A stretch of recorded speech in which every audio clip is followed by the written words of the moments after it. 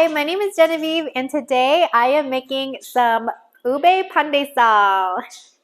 For those of you that don't know what pandesal is the bread of the Philippines. It is a staple. This is the ube version and uses ube jam or ube halaya as the filling.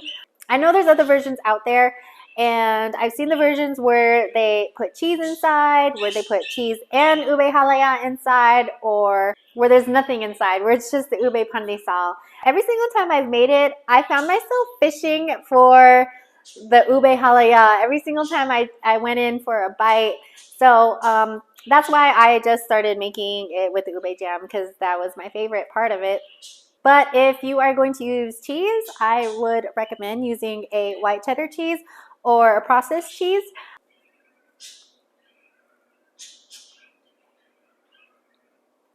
These are all the ingredients that you'll need for the ube pandesal. You will need some evaporated milk, some instant yeast, some sugar, eggs, ube extract, milk powder, bread flour, some salt, some homemade ube jam or ube halaya, some unsalted butter at room temperature, and some breadcrumbs for rolling.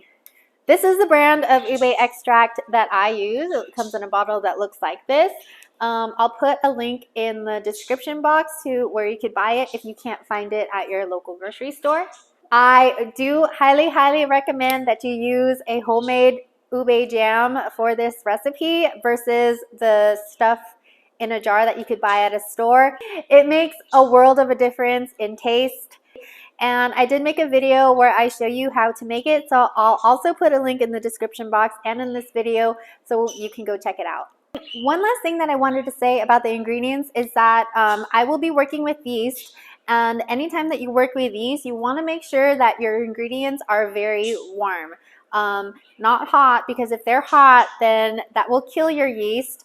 And if they're too cold, your yeast will stay asleep and it's not going to activate and your dough is not going to rise. So make sure it's just warm to the touch. I don't measure it with a thermometer or anything. I kind of just put my finger in it, and if it feels warm when I touch it, then that's good. Your eggs, make sure your eggs are at room temperature, your butter is at room temperature, and your evaporated milk. I'm going to add my warm evaporated milk to my bowl, my sugar. I'm going to let the sugar dissolve a little bit, mix it around. Okay, now I'm going to add my yeast. I'm really just like swirling it around. Okay, so that's good. Okay, now I'm going to add my eggs, my ube extract, milk powder, and my flour. Looks like that. Now I'm going to add it to my mixer.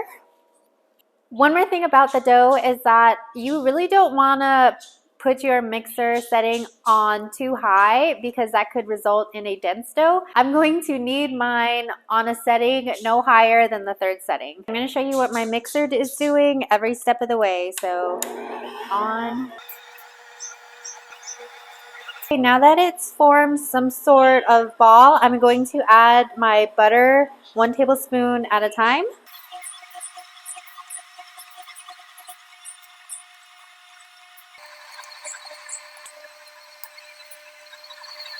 Two minutes into kneading.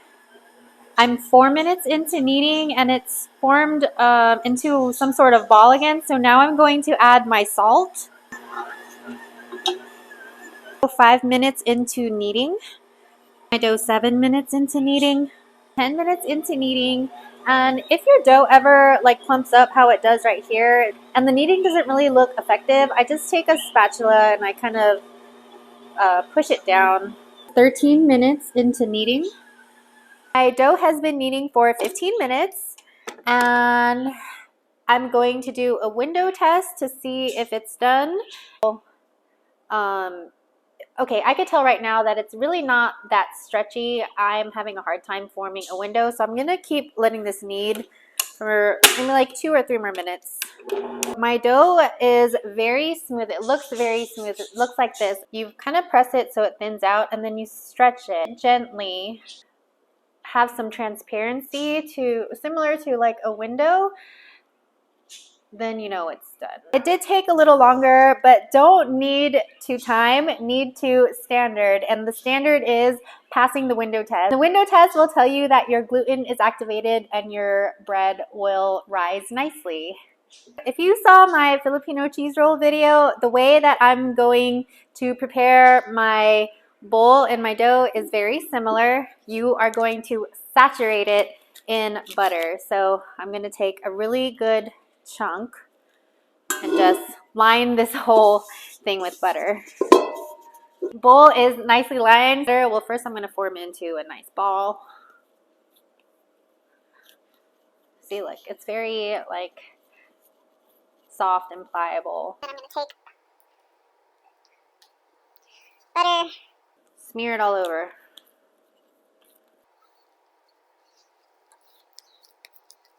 Smother, smother, smother, smother, smother. Put it in there.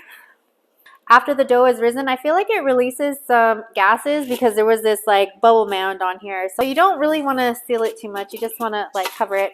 And now you want to let this rise in a place that's dry and warm. And I prepped my oven for that. I turned my oven on for between 30 seconds to a minute.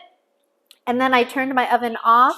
And that just got the oven a little bit warm. I'm going to let this rise in my oven with the oven light on.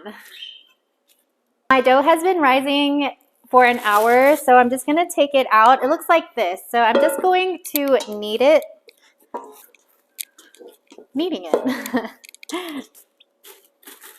And then I'm going to put it back in the oven until it doubles in size. Okay, my dough has doubled in size, and it took another hour and a half. If your dough hasn't doubled in size by now, it might need more time to rise, so just leave it there and just check on it every 30 minutes to an hour or so until it has doubled in size. You're going to punch it down and deflate all of that air. And I'm going to weigh my dough now. 1,346 grams. I know that I want my pandesal pieces to be around 65 to 70 grams, so I'm gonna divide my dough by 60 to see how many pieces I'll get so that I can choose the right pan. I did my math, and if I want to stay between the 65 to 70 gram range, then that will yield me around 20 pieces. So I picked this pan. I think I could get 20 pieces in this pan. So now I am going to cut my dough and make sure they are each 67 grams.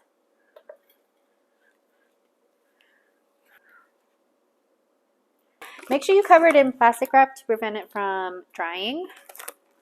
All right, I like to take some butter and I just smear a thin layer onto my silicone mat here. Breadcrumbs, the ube, my pan. Okay, the first thing you want to do, see how like a combination of it's like it has a lot of different like small pieces to it. So I want see, it's falling apart. Get your dough, and if your dough kind of looks like a bunch of little pieces that were put together like me, then you want to just work it until you get a smooth side.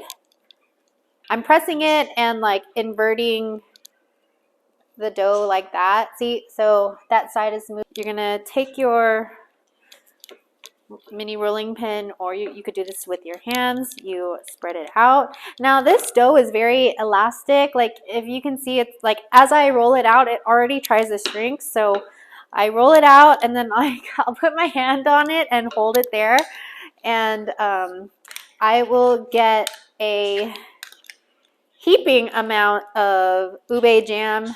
I'm probably using a tablespoon, but you measure this with your heart. Just make sure that you can close the pandesal dough. And then you just take opposite ends and just enclose the ube jam. And where it meets here with my fingers, I'm really pinching hard so that it doesn't open up. Pinch it closed. And then your butter station here. I need more butter. You roll it around like this. Get a really thin layer of butter on your pandesal, and then coat it in breadcrumbs. Now that side that you pinched, that goes down onto your pan. Okay? The pandesal should be this smooth, and if it's not that smooth, if there's like any folds or anything, it's gonna show up in your final product. So here, wait, let me roll this around in my butter and breadcrumbs.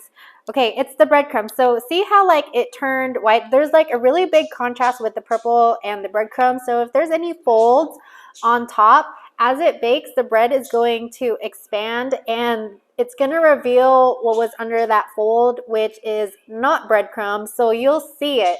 It'll be very evident. Okay, I'm just going to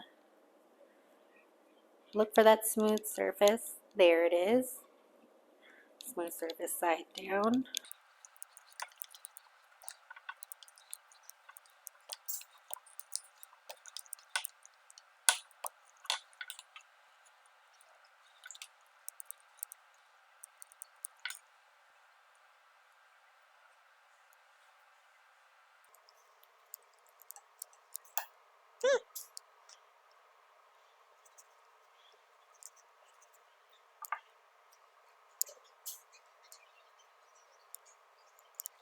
So now I like to go back and rearrange them.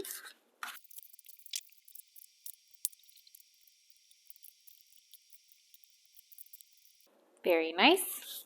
Okay, I'm gonna cover it. My oven is still off and it's still warm. The oven light is still on. I'm gonna stick it back into the oven and let it do a third rise. My pandesal is done doing its third rise and it looks like this. It is very poofy. This actually took a while. It took an hour for it to poof up like this, but now that it's done doing its third rise, it is ready to bake. So now preheat your oven to 350 degrees.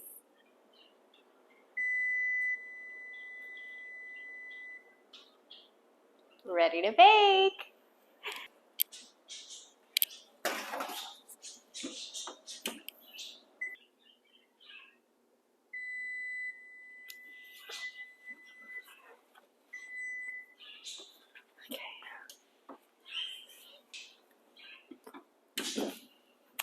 Okay, the pandesal is done baking and it looks like this. The house smells amazing. It smells so delicious. So I'm going to give these guys like 5 to 10 minutes or so to cool down a little bit just so I don't burn my fingers when I show you the inside. I think they've cooled down now because I could actually touch the pan. So I am so excited for this. All right. Feast your eyes on my pandesal. Here is the pandesal.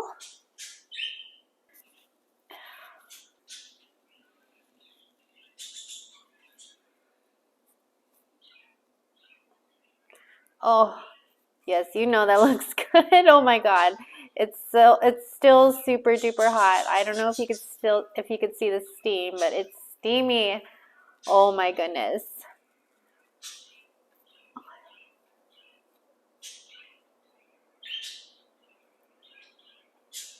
I'm like drooling over here. Smells amazing. Okay, cheers.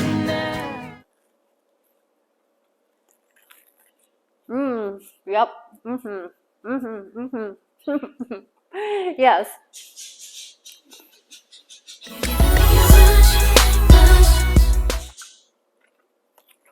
Wow. This is phenomenal. Phenomenal. Phenomenal. Phenomenal. I do know ube halaya. I do know pandesal, and this is a good mix. It tastes like ube. It tastes like pandesal. It's super soft. Yeah, it's flavorful. In order for this to stay soft for 3 days or longer, You have to store it in an airtight container. Yeah, air is bread's enemy. If you expose this to air, it's gonna get hard. Somebody's gonna call me a liar and saying this pandesal really doesn't stay soft for that long, but you have to store it right, okay? Store it in an airtight container. If you like this recipe and this video, don't forget to subscribe to my channel so that you don't miss out on all the other recipes that I want to share with you. Bye, thanks for watching.